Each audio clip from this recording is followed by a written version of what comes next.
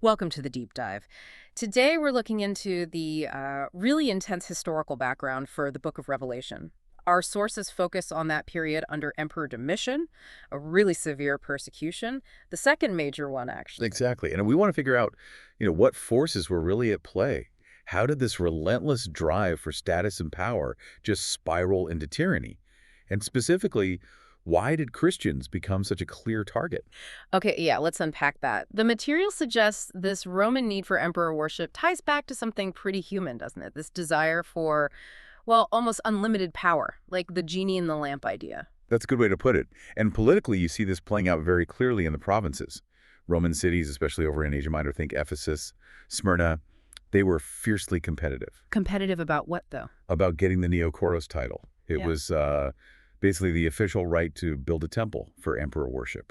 Getting that title proved your city's loyalty, and it massively boosted its status, its prestige within the empire. Ah, okay, so it's status seeking on a citywide scale. Right. And I bet local officials jumped all over that. Oh, absolutely. They used this competition to grab more power for themselves. Yeah. And that meant becoming incredibly strict, tyrannical, in forcing everyone to comply with emperor worship. Which made life a nightmare for Christians. Precisely.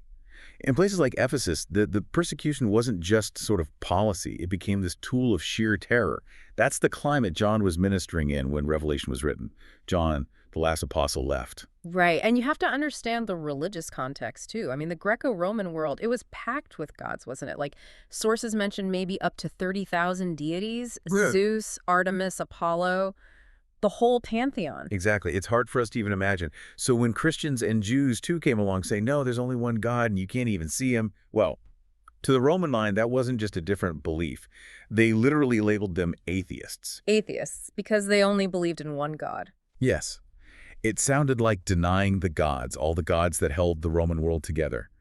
So they saw it as fundamentally anti-Roman, like rebellion. And then there were the misunderstandings about their actual practices. This is where it gets really dark, right? The Lord's Supper. Yeah, that was twisted horribly. Yeah. I mean, Jesus commanded believers to share bread and wine, saying, this is my body, this is my blood. Simple remembrance. But the Romans heard whispers of that, and whether deliberately or not, twisted it. They spread these awful lies. Lies about what, specifically? That Christians were practicing human sacrifice, cannibalism even, eating human flesh, drinking blood. And then, Christians called each other brother and sister as terms of affection in the church family.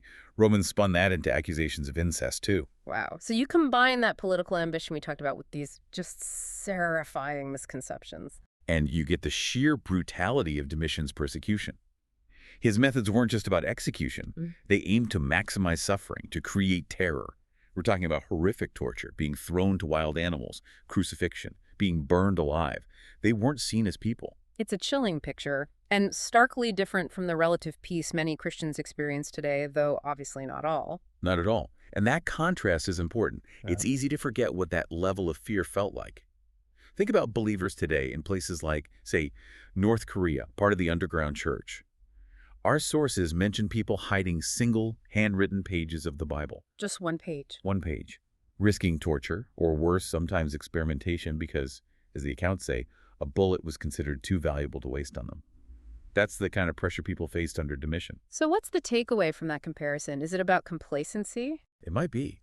There's this trap, isn't there, in a comfortable life, always chasing a little more ease, a little more self-satisfaction.